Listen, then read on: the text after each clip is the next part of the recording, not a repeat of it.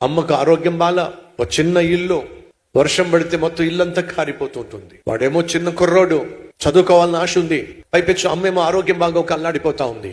ఏదైనా ఉద్యోగం దొరుకుతుందేమో అని చెప్పి అమ్మకు మందులు కొనడానికి, అన్నం పెట్టడానికి ఉద్యోగం చేద్దామని చెప్పి షాప్కి తిరుగుతున్నాడు. షాప్ లో ఏదైనా సేల్స్ బాయ్ గా ఉద్యోగం ఇస్తారా? అలా షాప్ తిరుగుతున్న సమయంలో ఓ రెస్టారెంట్ ఎదుట ఒక పర్స్ దొరికింది. ఆ పర్స్ తెరిచి చూస్తే దాని నిండా డబ్బులు ఉన్నాయి. క్రెడిట్ కార్డ్స్, డెబిట్ కార్డ్స్ ఉన్నాయి. ఆకలి దంచేస్తుంది.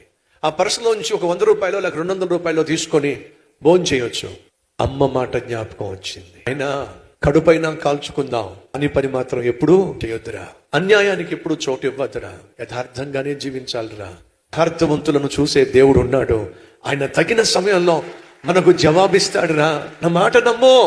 తల్లి నేర్పిన పాఠం జ్ఞాపకం వచ్చింది. ఆ పర్సు అలాగే పట్టుకున్నాడు. ఒక అడ్రస్ ఉంది చూశాడు, ఐడి కార్డు ఉంది చూశాడు. అది పెద్ద కంపెనీ. ఆ కంపెనీకి వెళ్ళాడు. సెక్యూరిటీ వాళ్ళు ఆపేశారు. ఏంటి, ఎందుకు వచ్చావు? సార్, వాళ్ళ నా వారిని కలవడానికి వచ్చాను. ఆయన మా మేనేజింగ్ డైరెక్టర్. ఆయన కలవడం సాధ్యం కాదు. సార్, వారి పర్సు నా దగ్గర ఉంది.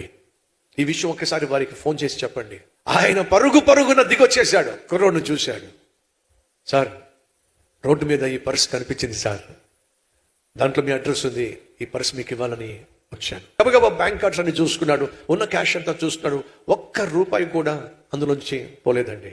అబ్బో, కాకుండా ఇంకెవరైనా ఒకవేళ ఈ పర్సు దొరికినట్లయితే ఖచ్చితంగా దొంగతనం చేసి ఈ పర్స్ అంతటిని కూడా, ఈ పర్సులో ఉన్న డబ్బు దొంగతనం చేసేవాళ్ళు, ఈ బ్యాంక్ కార్డ్స్ అన్ని వడేసేవాళ్ళు. కానీ నువ్వు మాత్రం తీసుకొచ్చి ఉన్నది ఉన్నట్టుగా తీసుకొచ్చి నా చేతిలో పెడుతున్నావు. ఇది ఎలా సాధ్యమైంది ఈ పాపిష్టి లోకంలో?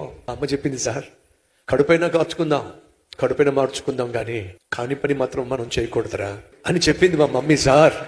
కాబట్టి నేను దొంగతనం చేయలేకపోయాను సార్. Download ShareChat.